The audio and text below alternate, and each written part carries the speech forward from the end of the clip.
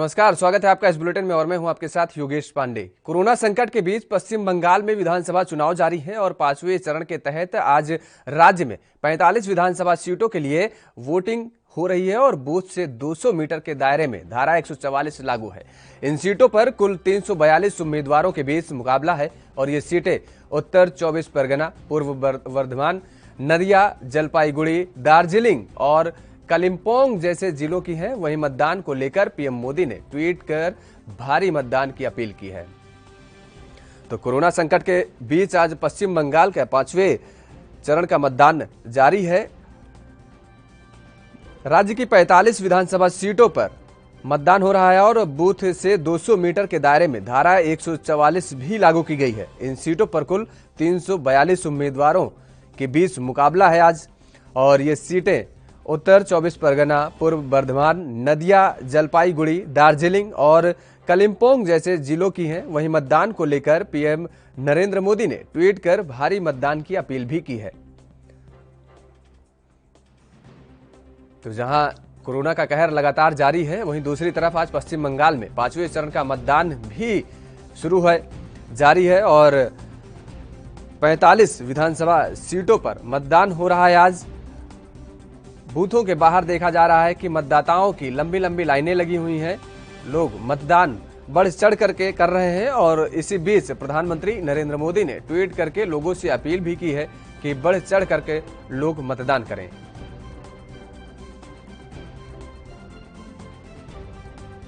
और इसी खबर पर ज्यादा बातचीत के लिए हमारे साथ फोन लाइन जुड़ चुके हैं उम्मेद सिंह जी, भारतीय जनता पार्टी के नेता हैं। बहुत बहुत स्वागत है आपका उम्मेद सिंह जी। जिस तरीके से आज 5वें चरण का मतदान जारी है पश्चिम बंगाल में और इसी बीच तमाम सारी ऐसी घटनाएं सामने आ रही हैं कि टीएमसी ने आरोप लगाया है कि कई ऐसे बूथ हैं जहां पर भारतीय जनता पार्टी के पक्ष में मतदान करने के लिए सीआरपीएफ के जवान जो तैनात हैं वहां पर ड्यूटी में, वो ये कह रहे हैं कि टीएमसी के पक्ष में नहीं बल्कि भारतीय जनता पार्टी के पक्ष में मतदान करिए। देखिए योगेश भाई, ये इतनी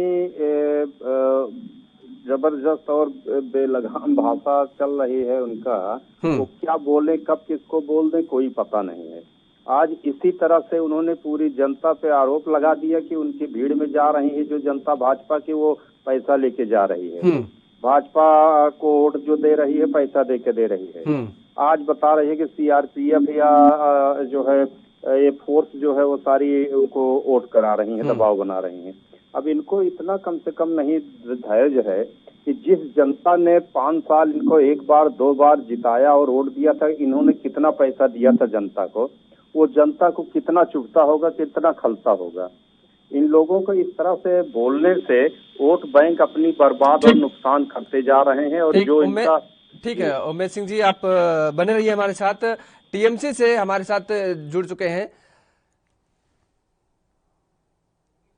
सुमित मेहरोत्रा जी, बहुत बहुत स्वागत है आपका। सुमित जी, जिस तरीके से ये आरोप लगाए जा रहे हैं कि भारतीय जनता पार्टी के द्वारा कि लगातार जिस तरीके से आप अभी तक पश्चिम बंगाल में शासन कर रहे थे, उसके बावजूद भी आप फर्जी जनता को बरगलाने का काम कर रहे हैं और भारतीय जनता पार्टी पर झूठे आरोप लगा रहे हैं।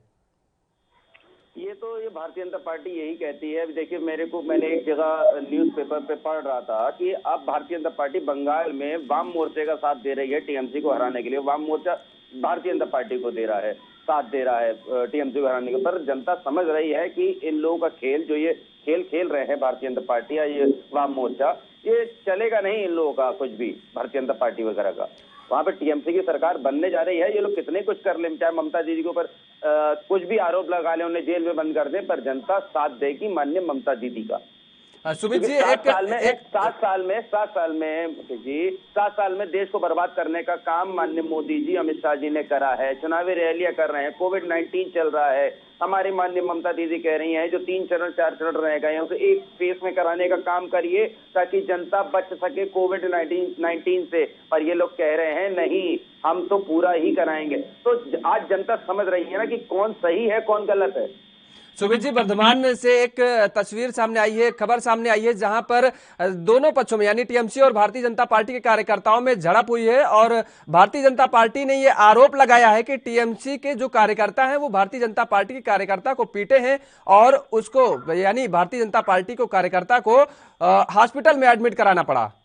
मुकेश जी देखिए, ये गलत अफवाह है। कोई कार्यकर्ता नहीं, वो वहाँ की पब्लिक है। वहाँ की पब्लिक इनसे ऊब चुकी है, इसलिए वो इनको मार रही है। चाहे अभी थोड़े समय पहले इनके सांसद का आया था, इनके सांसद को भगाया था क्षेत्र से वहाँ की जनता ने। तो इन लोगों ने जो कार्य करे हैं 7 सालों में और अभी 2 सालों के अंदर सांसद बनने के बाद, तो जनता इन्हें भगाने का काम कर रही है और कुछ नहीं है। भारतीय जनता पार्टी हताशा है, काम कुछ नहीं करा इन्होंने। उमेश सिंह जी, आप सुन रहे हैं कि जिस तरीके से सुमित जी आरोप लगा रहे हैं कि वहां जो आपके कार्यकर्ता को जो पीटा गया है वो वहां की जनता ने पीटा है, और जिस तरीके से आप खुद वहां की जनता को बरगलाने का काम कर रहे हैं, जबकि टीएमसी तो जनता के मुद्दों की लड़ाई लड़ रही है।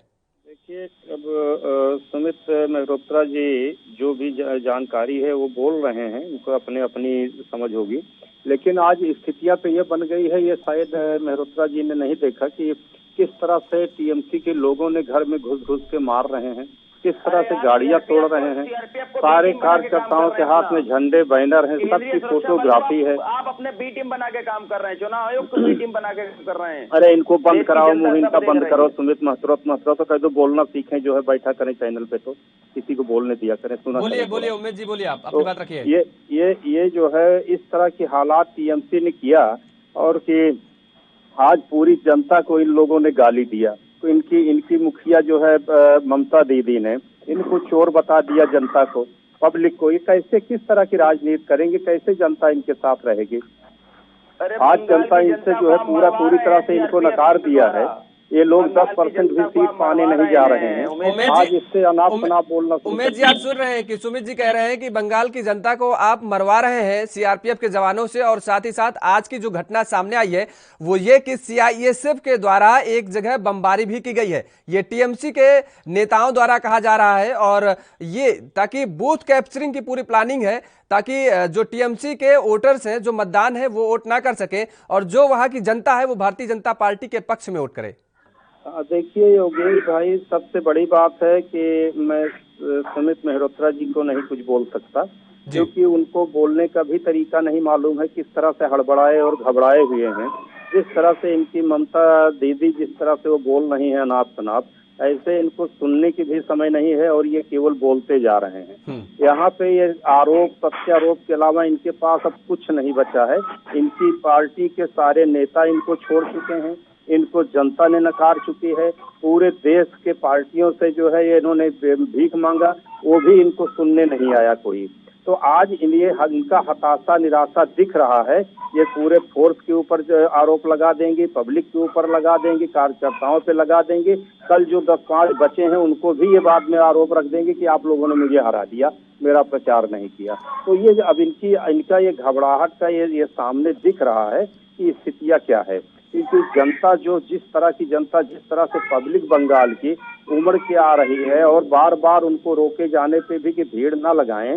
माननीय प्रधानमंत्री जी मंच से कह रहे हैं कि भाई आगे मत बढ़ो, आगे मत बढ़ो, आगे मत बढ़ो, जहां हो वहीं रुके रहो, भीड़ मतलब। लेकिन उसके बावजूद देखिए किस तरह से लोग टूट रहे हैं, कई किलोमीटर तक भीड़ लग रही है। सुमित जी, आज स्थितियां ये हो चुकी है। बिल्कुल सुमित जी, आप सुन रहे हैं कि जिस तरीके से भारतीय जनता पार्टी ये साफ तौर पर आरोप लगा रही है कि हताशा और निराशा का ये प्रतीक है, और जो आप आज फर्जी आरोप भारतीय जनता पार्टी के कार्यकर्ताओं पर लगा रहे हैं। मोदी जी जो है कोविड प्रोटोकॉल का उल्लंघन कर रहे हैं। आज देश में सबको दिख रहा है, इतने लाखों की भीड़ क्यों यूपी, मध्य प्रदेश, बिहार से लोगों को ले जाकर के वहां पे कर रहे हैं ये। तो ये आज जो हालात बना रखे हैं इन्होंने बंगाल में, सब जनता समझती है, सारी चीजें समझती है। इन्हें जवाब मिलेगा 2 तारीख को। लेकिन 2 तारीख को सुमित जी, आपने जिस तरीके से कहा कि कोविड-19 के जो प्रोटोकॉलों का है जो पालन नहीं कर रही है भारतीय जनता पार्टी, तो ऐसा तो टीएमसी भी कर रही है। अगर टीएमसी ये करती कि चलिए ठीक है, वो सोशल या वर्चुअल माध्यम से अपनी जनसभाओं को संबोधित करती, लोगों को जिस तरीके से जो जनसैलाब उमड़ता है वो केवल भारतीय जनता पार्टी की रैलियों में तो नहीं उमड़ता, वो टीएमसी की रैलियों में भी उमड़ता है ना। मुकेश जी, मुझे आज आप बताइए, जो 3 फेज 4 फेज के हमारे चुनाव रह गए हैं वो एक फेज में नहीं खत्म हो सकते हैं। लोगों की जान नहीं बचाई जा सकती है। इस पे आमादा क्यों है माननीय मोदी जी कराने के लिए कि हम पूरे चरण में कराएंगे, एक फेज में क्यों नहीं करा सकते हैं, क्यों नहीं करा सकते हैं? बस जनता को बरगलाने का काम है इनका, होना कुछ नहीं है। जनता ने भगाएगी। 2 तारीख को आप देखिएगा पूर्ण बहुमत की सरकार बनने जा रही है टीएमसी की। उमेश सिंह जी, आप जिस तरीके से फेसों को बढ़ाने का काम कर रहे हैं, जो तमाम सारे जो 5 फेसों में जिस तरीके से आज 5वें चरण का मतदान जारी है और आप चुनाव को खींचना चाहते हैं, ये टीएमसी का आरोप है। आप चाहते तो इसको कम चरणों में चुनाव करा सकते थे और 2 तारीख को टीएमसी तो दावा कर रही है कि एक बार फिर से रिपीट करने जा रही है सरकार पश्चिम बंगाल में। देखिए योगेश भाई, ये लोग अब कुछ भी बोलते रहें, वो सब पूरी देश समझ चुका है, देख चुका है वहाँ की स्थितियाँ और वहाँ की जनता का जो इस तरह से रुझान है। और बाकी रही ये 4-3 और उसमें कराने का चरण में चुनाव, इसके लिए मोदी जी, माननीय नरेंद्र मोदी जी के बस का नहीं कि वो करा रहे हैं। ये इलेक्शन कमीशन को बोले, इन लोगों को कुछ पता नहीं होता है, जो मर्जी बोलते हैं और बेवजह बोलते हैं। कभी सीआरपीएफ को बोलेंगे, कभी सीआईएसएफ को बोलेंगे, कभी इलेक्शन कमीशन का काम है तो वो मोदी जी को बोलेंगे। मोदी जी जैसे आप लड़ रहे हैं, टीएमसी लड़ रही है, वैसे भाजपा लड़ रही है। भाजपा की राष्ट्रीय पार्टी है, भाजपा के राष्ट्रीय कार्यकर्ता पहुंचे हुए हैं वहाँ। आपकी टीएमसी बताए कि आरोप पेपर से लगाया, जो कर्म अपना करती है वो आरोप दूसरे पर रख देती है।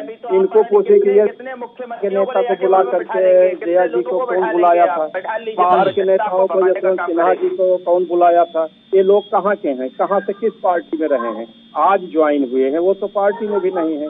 ये आरोप भाजपा पे लगा रहे हैं। भाजपा किसको बुलाया है? भाजपा तो राष्ट्रीय पार्टी है, उसके सारे राष्ट्रीय नेता हैं। राष्ट्रीय भाजपा के नेता के अलावा कौन आया है? इन लोगों का हताशा निराशा एकदम जग जाहिर हो गया है। इन लोगों को केवल अब रह गया सहारा 2 तारीख। मैं तो ये चैलेंज करता हूं कि देश की कोई भी पार्टियां बोल देती कि मैं चुनाव से बाहर हो रहे हैं या फिर चुनाव बंद किया जाए, इस तरह की बातें। अरे तो मुंह बंद कराओ, इनका बहुत बोलता है, बोलने का सिस्टम नहीं है। इसको बोलो कि कम से कम तहूर ढंग सीखे बोलने का। उसके तो आज ये स्थितियों पे ये हालात हो गए हैं इनके, इनको इनकी बद से बदतर हालत हो गई। ये लोग जाएंगे सब जेल और ये 10% सीटें, 30 सीटें नहीं पा रहे हैं विधानसभा में। आज ये नहीं गिन सक रहे हैं कि मैं कौन सा पहला विधानसभा जीत रहे हैं। आज ये स्थितियां हो गई, क्यों हो गई है? क्योंकि 10 साल का इनका क्रियाकलाप, 10 साल का इनका किसानों की बर्बाद करना, किसानों का पैसा रोक लेना, कोयले की दलाली और लूट करना, ये लोग तमाशा मचा के रख दिया 10 सालों में। इसलिए इनको लोगों ने किनारा कर दिया है। तो अब इन लोगों की छटपटी मची है, अब इन लोगों के पास कोई चारा नहीं है। जनता इनके क्रियाकलापों को ये 10 साल तक देख के इनको नकार दिया। आप महंगाई की बात नहीं करेंगे, 850 रुपए गैस के दाम हो गए, बात नहीं करेंगे। 100 रुपए पेट्रोल के दाम हो गए, बात नहीं करेंगे। तो आपको सबक सिखाएगी जनता इस बात, बेफिक्र रही। चाहे किसान हो, चाहे युवा हो, चाहे देश का जनता हो, आपको भगाने का काम करेगी बंगाल से। उमेश सिंह जी, जी भाई, आपको जनता भगाने का पूरा काम करेगी पश्चिम बंगाल में इस बार। और जिस तरीके से आप महंगाई पर बात नहीं कर रहे हैं, बेरोजगारी पर बात नहीं कर रहे हैं, बात तो वैसे करनी चाहिए आपको, लेकिन अब ये आरोप टीएमसी खुद लगा रही है कि 2 तारीख को तो आपको पश्चिम बंगाल से जनता भगा देगी। योगेश भाई देखिए, इन लोगों को तो पहले तो बताया करिए, जो बैठे उस पर तो थोड़ा सा ट्रेनिंग दिया करें कि एक बोले तो सुना करो, जवाब भी दिया करो, केवल बोलना न सीखें। और इनको जो है एक चीज ये देखिए कि भारतीय जनता पार्टी किससे चुनाव लड़ रही है। भारतीय जनता पार्टी लड़ रही है बंगाल में। मैनिफेस्टो पूरा पढ़ें और ध्यान से, फिर उसके बाद बैठे चैनल पे और देखें कि भारतीय जनता पार्टी जो किसानों का पैसा खा गई ममता दीदी, और उसके बाद वहां से चावल तक गरीबों का खा गई ममता दीदी, और किसानों का पैसा नहीं मिला। जो वहां की बर्बादी किया, जो एक इंडस्ट्री 10 साल में कह करके 2 चुनाव जीत लिया और जनता को धोखा दे करके एक इंडस्ट्री, एक लोगों को बेरोजगार जो है उसको रोजगार नहीं दे पाई। जिस तरह से मछुआरों के बारे में जो है इन लोगों ने धज्जियां बिगाड़ी, जिस तरह से वहां के गरीबों के मजाक बनाई, जिस तरह से मंदिर और उसके बारे में लोगों को, पूजा पाठ के बारे में भी लोगों को जाना पड़ा कोर्ट तक। क्या क्या कर्म नहीं किया, किसको बख्शा है, चाहे वो हिंदू रहा हो, चाहे मुसलमान रहा हो, चाहे कोई भी रहा हो, किस तरह से इन्होंने बख्शा है किसको। तो आज वो सब के सब धोखा खाए हुए हैं। भारतीय जनता पार्टी पूरी तरह से ललकार के मैनिफेस्टो जारी करके और विकास के लिए, सोनार बांग्ला बनाने के लिए, किसानों को 4000 क्षेत्र का, प्रदेश का 6000 देश का जो है सेंटर से 10,000 रुपए शुरू से ही जोड़ करके टोटल देने का वादा करके इन सब चीजों पर महिलाओं को बंगाल की किराया भाड़ा ये सब किराया में रियायत देने का, फ्री करने का, पानी का, बिजली का, ये सारी सुविधाएं के लिए पूरी लिस्ट बनी है, उसको पढ़ लें, जो मैं इकट्ठा नहीं बता सकता क्योंकि आपके पास भी इतना समय नहीं होता। अरे जहाँ जहाँ आपकी सरकारें हैं बिजली वहाँ पे तो फ्री करो। पता है केवल बस ये हो केवल बंगाल के लिए मैनिफेस्टो निकालते हो आप तो। बोलेंगे निराधार बरगलाने का काम अब करते वो हैं। इंतजार कर लें, शांति रखें, अब 2 तारीख देर नहीं है। बिल्कुल बिल्कुल बिल्कुल हो जाएगी। आज जनता त्रस्त है, जहाँ जहाँ सरकारें हैं वहाँ पे त्रस्त है आपसे। मुकेश भाई जी बिल्कुल सुमित जी। मुकेश भाई जिस तरीके से ये कह रहे हैं, किसानों की बातें कर रहे हैं, तो किसानों को हमने वहाँ पे 10,000 रुपए सालाना दे रहे हैं। ये जहाँ जहाँ इनकी सरकारें हैं, ये केंद्र सरकार से 6,000 रुपए दे रहे हैं, हम 4,000 रुपए बढ़ती किसानों को दे रहे हैं। लेकिन भारतीय जनता पार्टी, सुमित जी, लेकिन भारतीय जनता पार्टी तो ये भी आरोप लगा रही ना जी, जो केंद्र की योजनाएं हैं वो आप जारी नहीं कर रहे हैं पश्चिम बंगाल में, वो जनता का उनका लाभ नहीं दिला पा रहे हैं।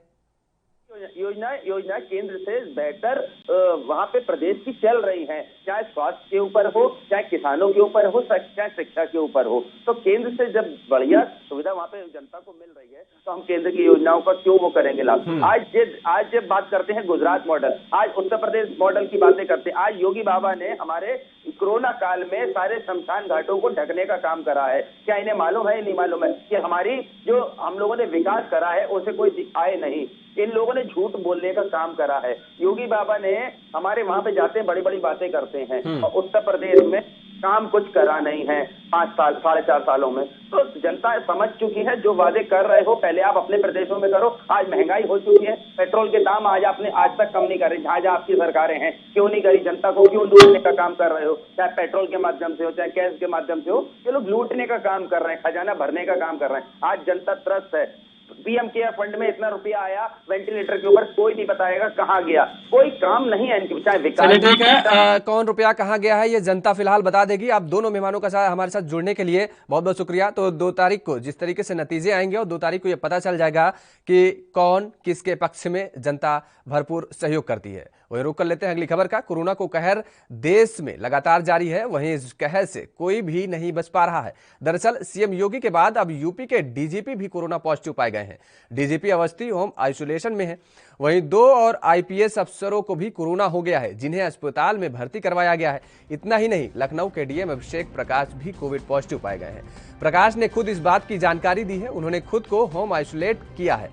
जानकारी के अनुसार कल रात 9:30 बजे उन्हें ज्ञात हुआ कि उनकी कोविड रिपोर्ट पॉजिटिव आई है, जिसके बाद उन्होंने खुद को होम आइसोलेट कर लिया है और इस बात की जानकारी सोशल मीडिया के माध्यम से सार्वजनिक की है। बता दें कि डीएम ने कोविड की ड्यूटी के दौरान छुट्टी लेने वाले चिकित्सकों, मेडिकल कर्मियों को अवकाश लेने से पहले अनुमति लेने का निर्देश कुछ ही दिन पहले जारी किया था। डीएम लखनऊ अभिषेक प्रकाश ने ऐसा न करने पर दंडात्मक कार्रवाई करने के निर्देश भी दिए थे। वहीं कोविड के बढ़ते मामलों के बाद ड्यूटी न करने की बात सामने आ रही थी और इसी को देखते हुए ये निर्देश जारी किए गए थे।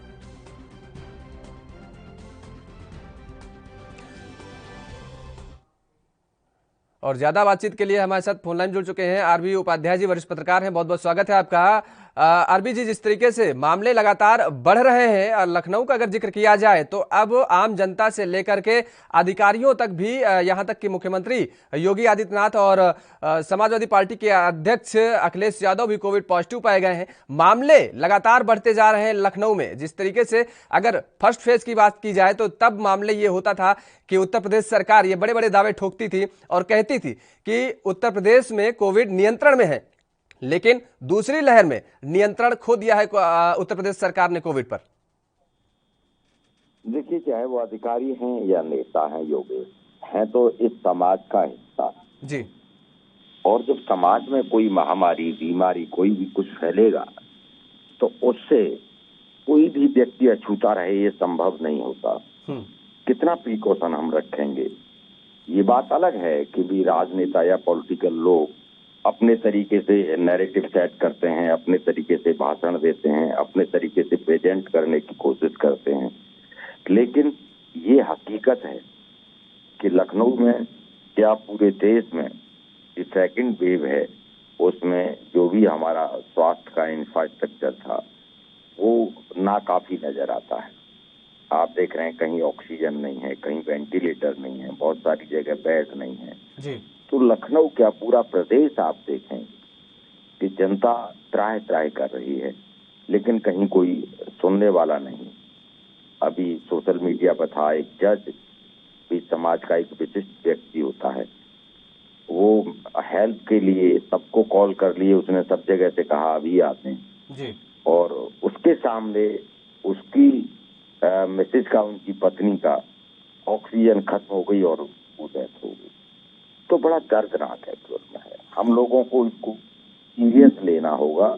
सिर्फ आरबी जी, हम बयानबाजी लोगों से को सीरियस लेना होगा, लेकिन अगर उत्तर प्रदेश का जिक्र किया जाए तो जिस तरीके से उत्तर प्रदेश की योगी सरकार तमाम सारे दावे करती है और इस बात का कहती है कि स्वास्थ्य विभाग, स्वास्थ्य सुविधाएं जो भी हैं वो बेहतर हैं उत्तर प्रदेश में अन्य राज्यों की अपेक्षा में, लेकिन इस दौरान, इस महामारी के दौरान जो तस्वीरें सामने आ रही हैं बेहद डरावनी है। और क्योंकि जो अगर कागजों में जो आंकड़े दिए जा रहे हैं, सरकारी आंकड़े दिए जा रहे हैं, उनसे जमीनी हकीकत कहीं बिल्कुल उलट है। देखिए, कह देने से स्वास्थ्य सेवाएं बेहतर नहीं हो जाती। अगर इतनी अच्छी स्वास्थ्य सेवाएं उत्तर प्रदेश के अंदर हों तो उत्तर प्रदेश के लोग दिल्ली में इलाज कराने ना आए। तो ये कह देना एक अत्युक्ति हो सकती है। और मैं समझता हूं कि उत्तर प्रदेश में स्वास्थ्य और शिक्षा दोनों के हालात ठीक नहीं। आप जहां भी जाएंगे जी। और अगर कंपैरेटिवली वो कहते हैं कि नहीं, उत्तर प्रदेश में सभी प्रदेशों से अच्छा है, तो दिल्ली में आप चले जाइए, आप देखिए कि जो दिल्ली के बॉर्डर से उत्तर प्रदेश की सीमा लगती है, उन जीटीबी हॉस्पिटल है, वहाँ मैं देखता हूँ कई बार कि ज्यादातर लोग उत्तर प्रदेश से आते हैं। अगर उत्तर प्रदेश में ही अच्छी सुविधाएं मिलने लगेंगी, मुझे अपने गांव पर, अपने डिस्ट्रिक्ट पर अच्छी स्वास्थ्य सेवा मिलेगी, तो इतनी दूर इलाज कराने कोई नहीं जाना चाहेगा जी। और बहुत गुंजाइश एक्चुअल में है। और जहां तक योगी जी का प्रश्न है, वो कोशिश करते हैं, लेकिन वो इतना बड़ा प्रदेश है, मैं समझता हूं कि नाकाफी है। सुधार की बहुत गुंजाइश है। कल भी एक प्रवक्ता से उनसे बात हो रही थी, वो कहते हैं नहीं हमने सुधार किया है। देखिए, सुधार के लिए कितने नए हॉस्पिटल बने, कितने बेड बढ़े, कितने वेंटिलेटर बढ़े, स्वास्थ्य कर्मी कितना भी आपने बढ़ाया, कितने अपॉइंटमेंट, तो वो चीजें बढ़ेंगी तभी तो कह देने से थोड़ा बढ़ जाएगा। आरबी जी, हालात तो उत्तर प्रदेश के आपने देखे कि अभी पिछले दिनों जिस तरीके से लेटर वायरल हुआ था कि उत्तर प्रदेश सरकार के कैबिनेट मंत्री जो कि ब्रजेश पाठक हैं, उन्होंने एक पत्र लिखा था सीएमओ को और उसके बावजूद उस पत्र पर भी कार्रवाई नहीं की गई। उस पत्र लिखने में, यानी एक कैबिनेट मंत्री के पत्र लिखने के बाद भी लोगों को एम्बुलेंस नहीं मुहैया हो पाती, तो यहीं से आकलन किया जा सकता है कि उत्तर प्रदेश की स्वास्थ्य सुविधा कितनी बेहतर होगी। देखिए, बिल्कुल आपने सही कहा कि मिनिस्टर के लिखने के बाद एक जज रिक्वेस्ट करता है और जज की पत्नी को एम्बुलेंस और ऑक्सीजन नहीं मिल पाती है, तो ये बड़ी चिंता का विषय है। बजाय बयान देने के यथार्थ के धरातल पर काम की जरूरत उत्तर प्रदेश में है। उत्तर प्रदेश में स्वास्थ्य और शिक्षा का जो स्वास्थ्य का ढांचा है वो बिल्कुल ठीक नहीं, और योगी जी को बजाय ये बयान देने के यथार्थ में, देखिए यथार्थ में तभी होगा जब आपकी इच्छा कर। मैं देख रहा हूँ कि सरकारों के लिए प्रायोरिटी क्या है। प्रायोरिटी मंदिर है, प्रायोरिटी सरयू पे आपको फंक्शन करना है, वो दीपोत्सव चलाना है, वो जो प्रायोरिटी है ना वो तय करनी होंगी। बजाय इसके एक हॉस्पिटल खोल दिया होता तो वहाँ लोगों का इलाज हो रहा होता। तो सरकार की प्राथमिकताएं क्या है, उसके अकॉर्डिंग ही जो अधिकारी हैं वो प्लान बनाते हैं और उसके अनुसार ही कार्य होता है। मान लीजिए प्राथमिकता आपकी भाई दीपोत्सव करना है, तो अधिकारी क्यों कहेगा कि भाई वहाँ एक हॉस्पिटल खोल दें या उस हॉस्पिटल में बेड बढ़ा दें। वो तो योजना बना के लाएगा। दीप जलाने वाली की भी 1 लाख नहीं 1 करोड़ दीप जला दीजिए, तो ये नहीं थे। ये जनता भी इन सब चीजों को देखती है और कहीं ना कहीं आहत होती है। ऐसे समय में जब महामारी का दौर है, सारी राज्य सरकारें अच्छे से अच्छी स्वास्थ्य की सुविधाएं देने की कोशिश कर रही हैं, वहाँ उत्तर प्रदेश अगर उसमें पिछड़ता है। बिल्कुल, आप ठीक बात कर रहे हैं कि जनता की जो समस्या है उन पर सरकार को ध्यान देना चाहिए, बयानबाजी देने के बजाय। चलिए, बहुत बहुत शुक्रिया। आरबी उपाध्याय जी हमारे साथ जुड़े हुए थे, वरिष्ठ पत्रकार हैं। तो जिस तरीके से लगातार कोरोना अपना कहर बरपा रहा है और लखनऊ में भी इसका असर देखने को मिल रहा है, तो ये दिल्ली के स्पेशल सेल द्वारा 3 शार्प शूटरों के पकड़े जाने के बाद भाकियों ने प्रदेश सरकार से राष्ट्रीय प्रवक्ता राकेश टिकैत को Z+ सुरक्षा देने की मांग की है। राष्ट्रीय प्रवक्ता ने लिखा है कि पहले भी इस तरह की जानकारी आई है, मामलों को दबा दिया गया। राकेश टिकैत पर 2 बार हमला हो चुका है। उत्तर प्रदेश सरकार मूक दर्शक बनी है। राकेश टिकैत को प्रदेश सरकार तुरंत Z+ सुरक्षा दे। उन्होंने इस ट्वीट को सीएम योगी आदित्यनाथ और यूपी सरकार, पीएमओ और गृह मंत्री अमित शाह को भी टैग किया है। वहीं इसके साथ राकेश टिकैत ने शुक्रवार को यूपी गेट पर 7000 मास्क बांटने के बाद किसानों से शासन प्रशासन की गाइडलाइन पूरा करने की अपील की है। उन्होंने कहा है कि बॉर्डर हमारा गांव है, कोरोना के डर से किसान घर नहीं जाएंगे। राष्ट्रीय प्रवक्ता राकेश टिकैत ने किसानों से आह्वान किया है कि कोरोना संक्रमण तेजी से पूरे देश में फैल रहा है, लेकिन यूपी गेट पर किसान आंदोलन में एक भी केस नहीं मिला है और फिर भी सभी को स्वास्थ्य संबंधी गाइडलाइन का पालन करना अति आवश्यक है। सावधानी में ही सुरक्षा है।